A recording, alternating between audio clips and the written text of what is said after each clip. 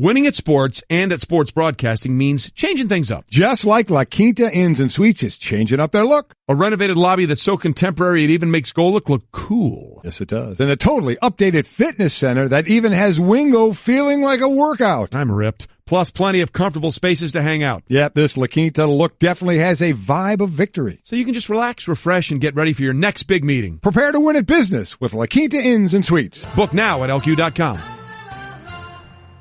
Good Wednesday morning, everybody. Welcome in to another edition of Golic and Wingo on ESPN Radio and ESPN News as Australian Open coverage continues over on ESPN2. And when that is finished today, we will hop over to ESPN2 on the TV side. But we're here with you through the magic of radio for all 4 hours. Glad you're with us. We are presented by Progressive Insurance.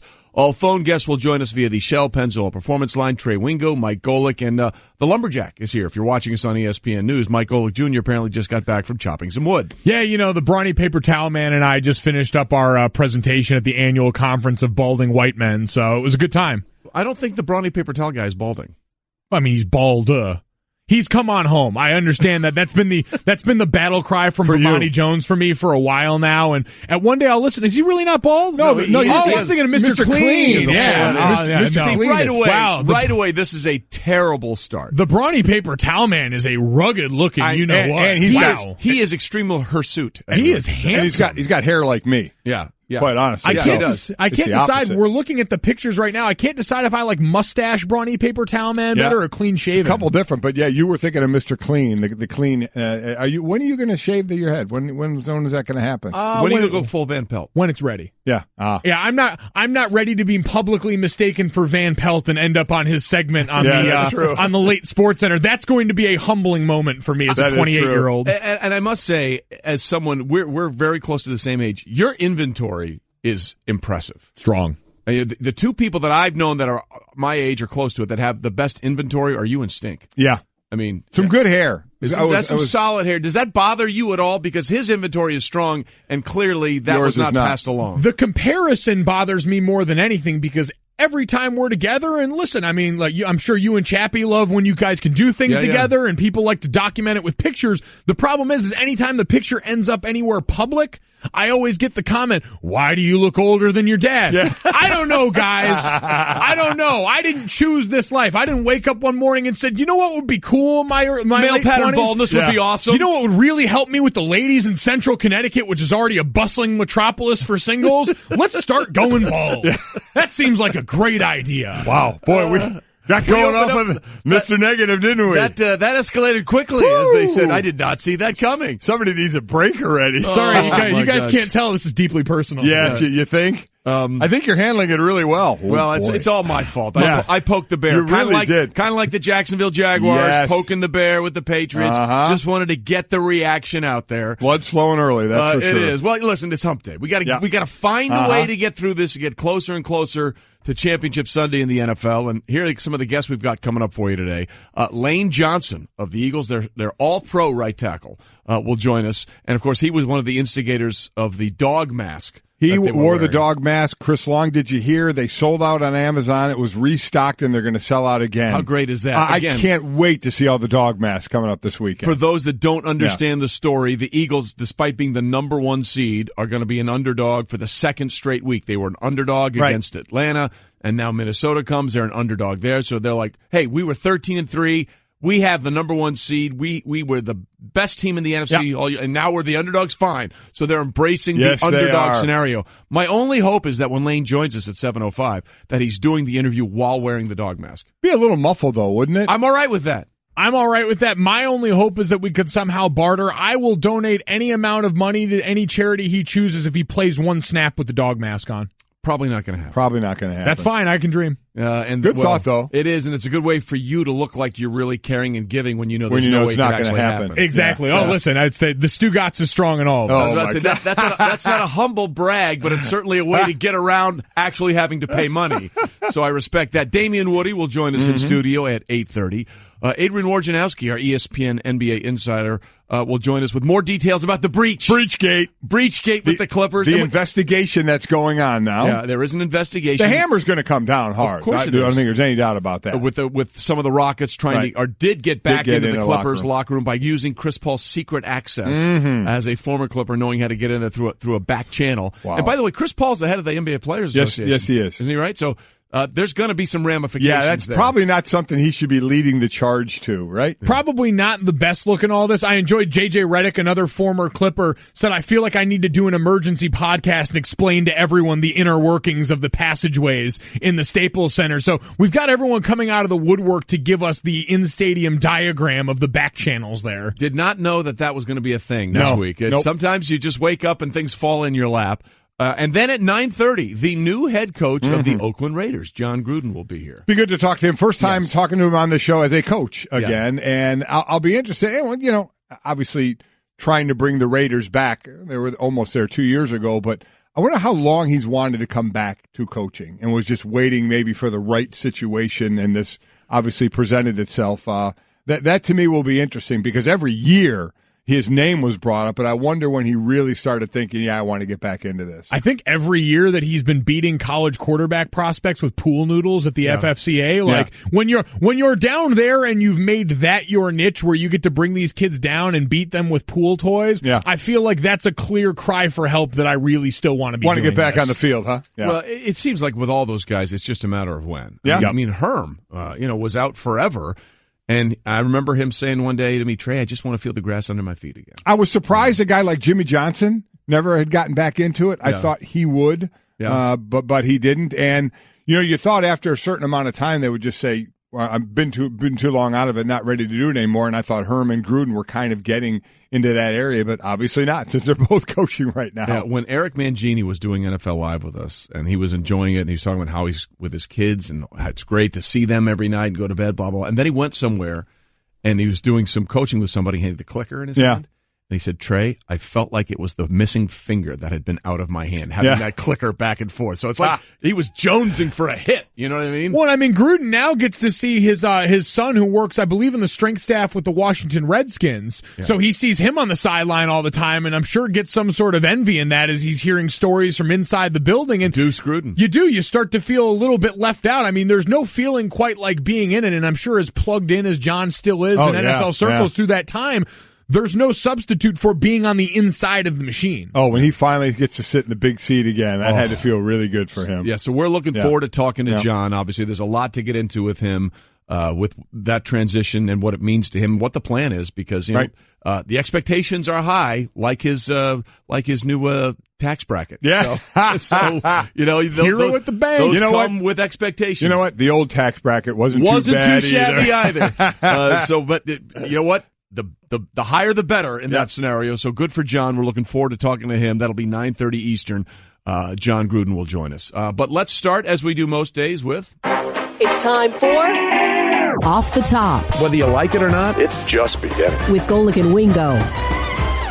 All right, we start in college basketball. Kansas State defeated Oklahoma and Trae Young. The fourth-ranked Sooners fall 87-69, handing the program its largest loss this season. Yeah, we know the monster year that Trae Young has been having, but he had 12 turnovers yesterday, the most in a game in Big 12 history, the most by any player since 2015.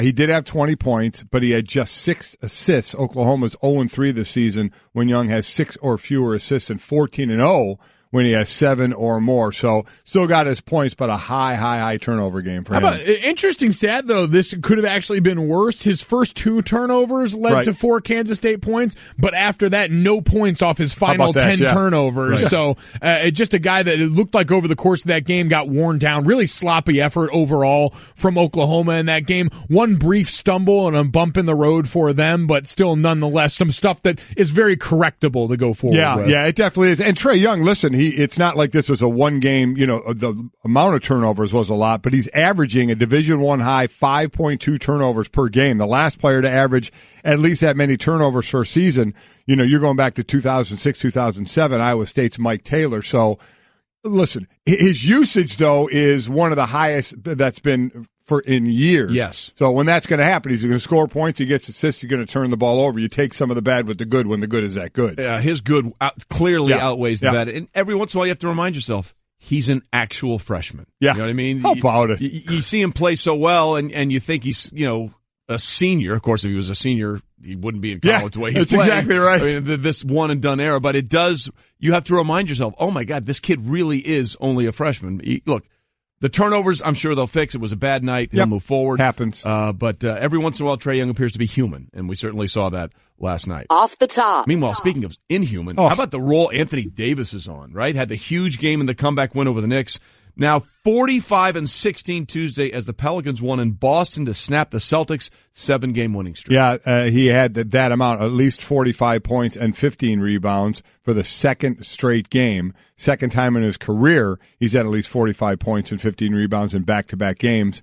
Back-to-back games, NBA history. The others that have done it, Charles Barkley, Elgin Baylor, Walt Bellamy, Will Chamberlain, Moses Malone, Bob McAdoo, and they all have something in common. Every one of them is in the Hall of Fame. That's a good list to be on. Listen, Anthony Davis, the biggest question to me, and I'm sure to a lot of people, where is he going to end up when he leaves New Orleans? Because nobody thinks he's going to stay there forever. He's not one of those guys that complains and says, I want out of here to where he may get out, so why would you get rid of him if he's not going to? But you wonder if that shelf life's going to end there with what they're trying to do and not being able to get to the top of that conference, and he'll end up being somewhere else. Yeah, we all sort of wondered what it might look like with the Twin Towers there when they brought Boogie Cousins over from Sacramento, if that might spark something in this day and age where small ball had been such the norm. But Anthony Davis really does feel like one of those forgotten power pieces as we talk about this constant shuffling of the league's best players to counteract what's going on in Golden State. He feels like a guy that's been underutilized in that conversation. You understand that's been contractual, so when it does finally come up, that could be one of those potential breaking point moments where you see someone able to shift the balance of power enough to maybe challenge Goliath. Yeah, he's only 24. I mean, that's the amazing thing. We right? sit there and talk feel about, like he's been around forever. We talk about the young guys. Who do you want? Joel Embiid, the big guys out there right now. He's a Karl Anthony Towns. So wait a minute, Anthony Davis only 24 years old, but he got nicked up early on, so you wondered about the injury part of his career, but he's 24. Yeah, Giannis is 20, 21. Yeah. I mean, it's crazy how young these in, guys in are a small ball league, these compelling young bigs. Yeah. I mean, just again, the last two games, 93 points, 33 rebounds combined. It's amazing. That's a pretty good. It's a pretty good 2-game stretch, and you're right. He will be the interesting piece because he's not like a lot of the other stars in the NBA that put everything on Instagram. Right. He's about none of that. He's about just playing ball. And some people say that's why he's not a bigger star, right? Because he doesn't do it. But you could make the case he is as good as anybody in the league. Without question. Without question. And that doesn't, like you said, bring a lot of attention to himself. Boy, wouldn't that fit well in a place like San Antonio? There you go. Oh, God, Look at you just throwing that little matzo ball out there. I just kind of threw it out Sprinkle there. that one in there. That's a place that would welcome a unibrow of that caliber. Just a little thought bomb there by Senior throwing that one out there. Off the top. Well, we continue on Off the Top. The Lakers likely going to be without Lonzo against the Thunder this evening on ESPN as he recovers from a sore left knee. Listen, the team overall, we know not doing very well, sitting at 15-28 right now. Lonzo Ball had a tough start to his career from in the first 25 games, averaged 8 points, just 32% shooting, but in the last 11, averaging 13 points, 42% shooting, a lot better, and they're 0-7 without him. He's going through some injuries though. Had the shoulder miss some time, now has a knee. We'll see how much time he's going to miss. He's not going to win. So much was on him. It's going to be the rookie. He's not going to win Rookie of the Year. There are other rookies out there who are playing better than him. Even on his team, maybe. Yeah, it's exactly what Kyle Kuzma and what he's doing, who's scoring, what hasn't been affected, whether Lonzo's been on the court or off the court. But certainly from the team aspect, because he's not a big scorer, but he certainly can dish that ball around and help his teammates. Well, yeah, we kind of do this with LeBron when we talk about the MVP case all the time, but we use when he's off the court what the team looks like. And 0-7 with Lonzo off the court speaks to something, and you wonder if it's just the changing way that we view the point guard position now, to where Lonzo plays a little more like the traditional point guard. You mentioned Kyle Kuzma, whose points don't drop off that much, but efficiency goes way down without Lonzo, a guy who's proved a capable distributor, but's not putting up the points that, Steph Curry and the guys that we've seen in the modern day point guard role have really done. So it's interesting the lens we judge him through because of what the position has looked like now. Well, and everything everything else that goes along is sort of part of that process with him. Yeah, oh, by the way. Yeah. So there's more to that, as we've all found out so far this season. But again, it'll be on ESPN this evening, the Lakers and the Thunder. Off the top. And in sort of what is the opposite of what's been a trend in college football, how about Stanford's Bryce Love saying he's going back to the farm to play for his senior season? Yeah, a guy who rushed for over he's the first draft-eligible player, FBS history, to rush for at least 2,000 yards and then return the following season. He rushed for 2,118 yards. And everybody has their reasons for what they want to do. You know, Peyton Manning went back to school. There are plenty of guys that have gone back to school. Matt Barkley at USC did. They want to be at school. They want to finish something there, whatever reasons that they have. But I know one of the things that he can improve on, he was ranked, 20th on Mel's big board?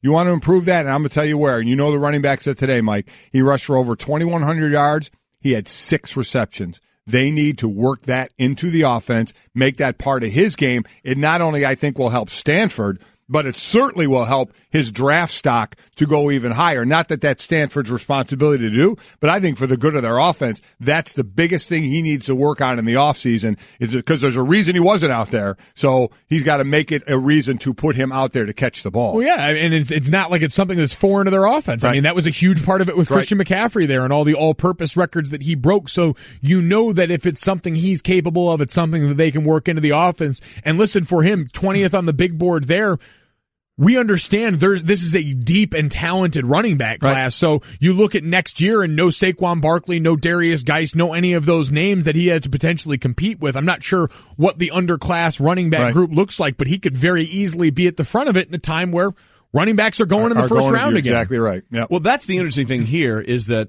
does he really, because the wear and tear situation with running backs is always a concern, right? That's the big issue. Especially at Stanford. Right. By the way, I would want to never leave Palo Alto.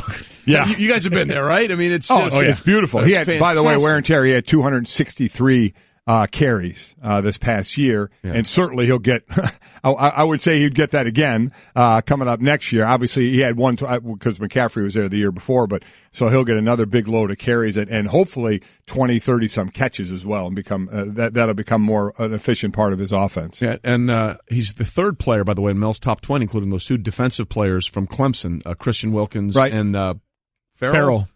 Clellan Farrell to go back into the draft. Oh, boy, from Wilkins, Clemson, huh? Wilkins, by the way. That Clemson defensive line brings back 3 All-Americans. I mean, it's ridiculous. Yeah. By the way, Bryce Love has had a lot of winning moments at Stanford, as you guys have talked about, and hopes to have more next year. And winning moments brought to you by La Quinta Inns and Suites. Book at lq.com and win at business. Okay, so that was off the top. And then there's this interesting story, guys, that sort of came out this week in the NFL. Obviously, the Steelers fell short of what everyone thought was going to be a rematch with the New England Patriots in the AFC Championship game. And then the story on Pro Football Talk came out that some of the limited partners, the Pittsburgh Steelers, who have no say in ownership. Right. They don't have any power in that, right.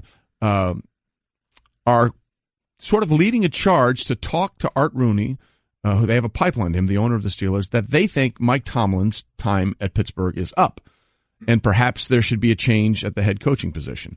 Mike Tomlin was asked yesterday, and you do these post-mortem press conferences when your season is over. He was asked about retaining some of his assistant coaches. Here's what he had to say. I don't know where these roads are going to lead. Some conversations need to be had. Some contracts are up, some contracts aren't. I'm not ready to discuss that at this point. Part of that, gaining that understanding, is those conversations and so forth. So you'll hear about them as they unfold, I'm sure, if there's anything to be heard. But not there yet, no. So a whole lot of nothing right there as far as what's going to happen. As he said, there's some coaches' contracts are up. Todd Haley is one of those, and there are many that I think offensive coordinator. The offensive coordinator, right, that Todd Haley will be out on an offense that was third in the league in scoring, and in a playoff loss did put up 42 points. So it's going to be interesting where that goes. It seems to me there's more questions about some of the decisions that are made, and those decisions come more from the head coach. When you say decision, you mean like game management? Game management, situational football, onside kicks, things like that. Situational football, where it comes from the head coach. But it does seem like it's going to. Do you want to use the term scapegoat? For Todd Haley in this thing, but these limited partners, this group, they're pointing it at Tomlin and saying we want to change there. And you can understand it, and that's all well and good, but we kind of know how this story tends to work. Like Todd Haley, again, it's not like you ever campaigned for someone to lose your job, but you understand the way these things work. And when there seems to be fissures of that sort of death rattle for a staff, maybe it's usually, all right, we move some of the coordinators around. You show you're willing to change. With Todd Haley, it was a guy that came in and there was friction in the beginning with him and Ben Roethlisberger. People wondered back in 2012-13 when he came on how that marriage would work at all. And it's survived in that because of the immense talent of that offense. And I guess the reason that you're seeing a guy judge this harshly, because Mike Tomlin's never finished below 500 as a head coach with the Steelers. He's won double-digit games each of the last 4 seasons. But when you've got as much talent on the roster, especially offensively, as they do, you're judged by a different standard. Well, look, that is the situation, because in that AFC Championship game, there are a lot of questions. For example, when they were down by a score and they went for the onside kick instead of kicking it away when they had 2 timeouts and the 2-minute warning. And Tomlin said he basically, for lack of a better term, didn't trust his defense to be able to make the stop, so he wanted to get the ball. Which is such a bizarre foreign concept to say in Pittsburgh. I understand. It is, because look at the score. Exactly. I mean, yeah. But, and then they not only did they do the onside kick, which put Jacksonville in field goal territory, which essentially sealed the game when they kicked that field goal, but they also didn't use the timeouts, I didn't think, correctly, in the sense that they let them run one play and then they let them run 12 seconds off the clock before using that timeout that would have stopped it and had more time. And if you could stop them on third down, which they did, to give them more time on the back end with that last timeout. And then the 47-second sequence at the end of the game, that seemed a little crazy. But understand one thing. Tide changes very slowly. Yes, it Pittsburgh. does. This is one of my favorite stats of all time. It's a good one. You want to talk about stability with a franchise, okay? Since 1969, there have been more popes, 4, than Steelers coaches, 3. Yeah. Okay, so, popes have that seat as long as they are alive, or as long as they want it, okay? So the idea that we have had more people in charge of the Catholic Church since 1969 than Steelers coaches, I don't think Mike Tomlin's going anywhere. Yeah. Now, it's an interesting discussion about whether or not there are things that need to improve with situational football, which is the pinnacle and what the Patriots do, and they do it better than anybody. But I don't think you're going to see Mike Tomlin go anywhere. I don't either. I think you'll see some coaching changes. They may lose their O-line coach, Mike Munchak, by virtue of him going to be a head coach somewhere else. So we'll see. We'll see where that goes. Again, 4 popes, 3 Steelers head coaches since 1969. There are some issues that they need to work out, but in the long run, these guys that are trying to make this change have no say. They don't. Right. It's eventually, they don't have any. Just their opinion. It's just their opinion, and they're voicing it to Art Rooney. All right, when we come back, the question has to be asked, what took so long? Why didn't we know sooner? And who's culpable? We'll get into all of that, Mike. I just saved hundreds of dollars by switching to Geico. I feel like I'm on top of the world. Disclaimer, you will not be transported to the top of the world. In the unlikely event you find yourself at the Arctic Circle, seek shelter from the elements immediately to avoid frostbite and or hypothermia. Geico will not be responsible if you find yourself in a cave or crevasse with a lonely abominable snowman, who in all likelihood will force you to play games including but not limited to Go Fish, charades, Chinese checkers, or his personal favorite, Red Rover, send Yeti on over. Geico is not liable for any damages, either physical or emotional. Geico. 15 minutes could save you 15% or more.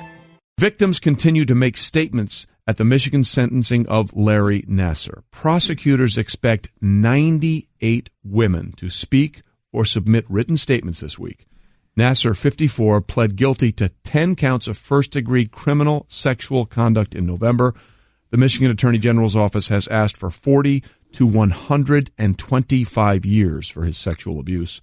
Nassar has already been sentenced to 60 years in federal prison on child pornography charges. So at the end of the day, this thing is never getting out of jail. Yeah. But the levels of this story might continue to unfold, and it's an amazing web that this was kept quiet for so long, and the question becomes, how is that even possible? Yeah, it's it starts with, and when we were talking about the Penn State situation, it got to the tentacles of where did this thing reach to. But let's also remember that was Jerry Sandusky. Yes, he was the scum that was doing this. Correct, and that's the same with Nassar, a guy that I can't believe is still walking the face of the earth right now. Quite honestly, I mean it's disgusting. So he is the one here that deserves all your wrath, or just about all your wrath. But unfortunately, it seems like there may be plenty more to go around. So just make sure I want to start. Larry Nassar, he's the epicenter of this garbage. And as you said, he'll never see the outside of a prison again. And I'll just stop there as to what I think should happen to the guy. But then it's like the system, where do we go there? This was with, we know the situation that it was in Penn State with the boys and young men. And here it's the young women in a sport that starts at a very young age. And where I can't relate to anything like this happening, but I can relate to the fact of my daughter Sydney was a swimmer, and like gymnastics, swimming starts very young. Sydney started competitively swimming at 6, and she was with one coach until she went to college. So 6 to 18. And she was a good swimmer early on, to where 11, 12 years old, she started going to national meets around the country, traveling, and we went too, but with this one coach. Rob Rickabon is his name. And luckily for us, he's one of the greatest guys around. He was a fantastic role model and coach for my daughter. So, and you don't want to have to worry about that. You think I'm entrusting this coach, and now you look at the situation where these are Olympic hopefuls, these young girls, and a lot of them not just, he molested them and assaulted them where he did his work in Michigan, is you entrust as a parent. This is what scares me as a parent. When Mike, you were all young, you want what's best for your kids. So you're trying to give them the best in this situation. You hear of this doctor who is supposedly this popular doctor working with Olympic athletes. So you want to entrust him. But then you hear the stories from the Olympic, them knowing, and Michigan State knowing, and girls as young as 6 years old being molested. And you think, how in the hell does somebody not know? And it turns out somebody knows. Well, and it turns out a lot of people know. So, my God, the culpability of where this goes and the anger that should be going on, not only with Larry, we have enough disgust for him, but the system and where it fails and where people are either afraid to speak up, won't speak up, want to hide it for other details that they want. I can't even fathom being a parent and hearing some of those parents talk in the courtroom. It just burns me to no end. The thing that was compelling to me as you say all that, as you read through, and John Barr and Dan Murphy did an incredible job in the piece that they wrote on .com. The entire folks on Outside the Lines, including Bob Lee, John Barr, and Murphy, have done an amazing job keeping this story going forward and keeping it in the forefront. And it's a story that, quite frankly, has gone underreported nationally outside of that, and so it's good in the sense that it gets to come up and now, because there's a lot of uncomfortable realities you have to face. We talked about a lot of the good parts in sports the other day coming off of this weekend. This is one of the really sick and depraved parts, because it's when winning and this quest for greatness overcomes everything else. It becomes the epicenter. To your point, you've got a lot of parents that are really mortgaging a lot of their futures around trying to give their daughters and their young athletes the best opportunities going forward. And when you've got a guy like this that they trusted, a guy who operated under the guise of being a doctor and who was attached to all this Olympic success and has all this allure, and through the article you heard over and over again what a job he did grooming not only the kids but the parents and making people feel special, to the point where they probably felt like the way you and Mom felt about Rob. Yep. They probably felt like they could trust this guy. And so you heard parents that when their daughters told them this was going on, didn't believe them because it didn't make sense in their heads that this person that they had given trust to could do that. And so that's a sickness they have to live with. That's a culpability that is partially on them as well as parents as the first line of defense. But then you get to Michigan State, and then you get to the U.S. Gymnastics Association, and all of these people that had their own selfish interest to protect and could try and explain it away as girls that didn't know what they were talking about. And that's the sickness, and that's where the problem is. And as a parent, and you and I are parents, Trey, is to start there, to a parent being told this by a kid, and just what you said, Mike, that where do you take that? How do because you process that? You want to trust this guy because you're trying to get to an ultimate prize here.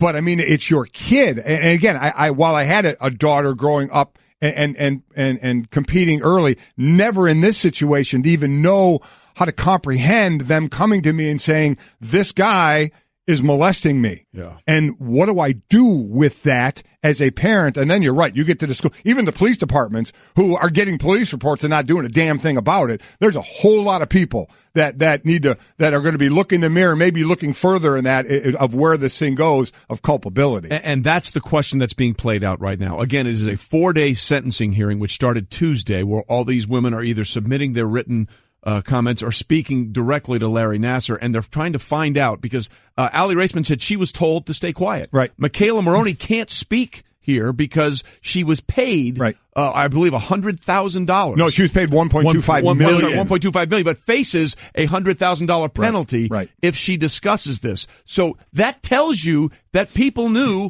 what was going on. And our investigative reporter, John Barr, was at the beginning of this 4-day hearing yesterday and sort of lays out what's going on now. There were so many red flags that were missed in this case. What was most difficult, though, was just hearing how these women's lives had been impacted. Emotions were certainly high as more than 24 victims confronted Nassar.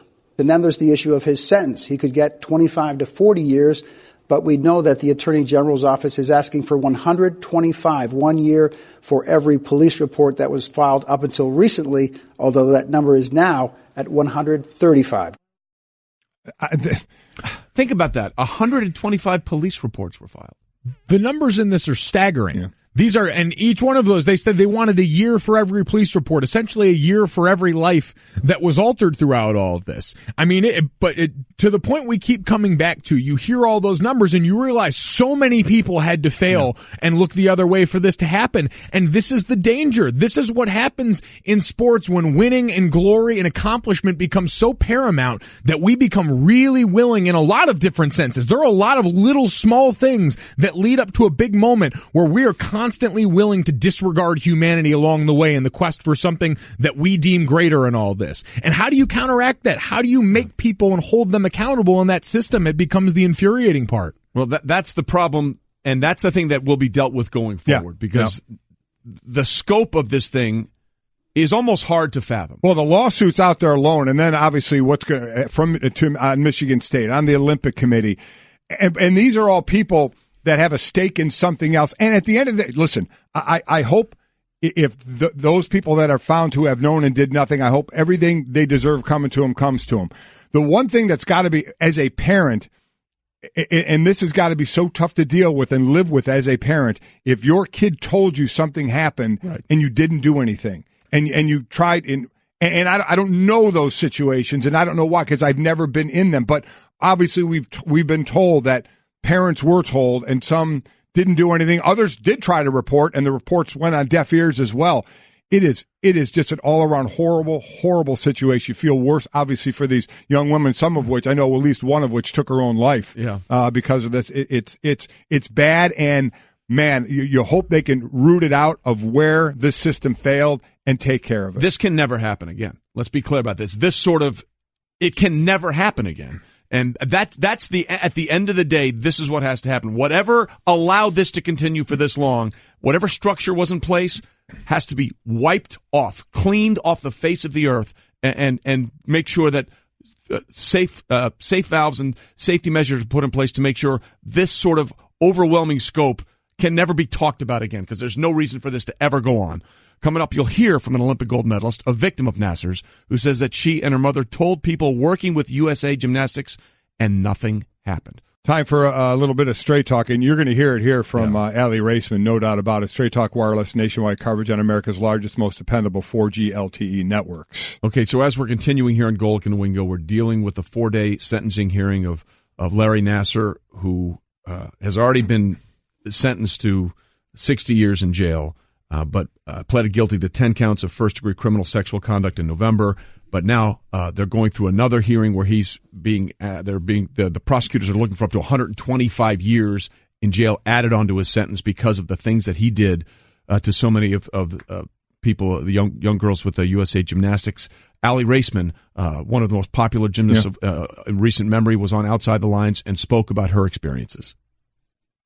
I told my mom, and then we told USA Gymnastics, and to me it seemed like they threatened me to be quiet. You know, their biggest priority from the beginning and still today is their reputation, the medals they win, and the money they make off of us. I don't think that they care. If they cared, then the second they realized that I was abused, they would have reached out, asked if I needed therapy, asked if I was okay, asked what they could have done, and they would have made a big change. Instead, they allowed Larry to continue to work on little girls in Michigan and molest gymnasts for a very long time. And that's just, I don't know how they sleep at night. I'm so angry that after realizing that we were abused, they let him continue to molest other gymnasts. When they told me there was an investigation going on, they told me to be quiet.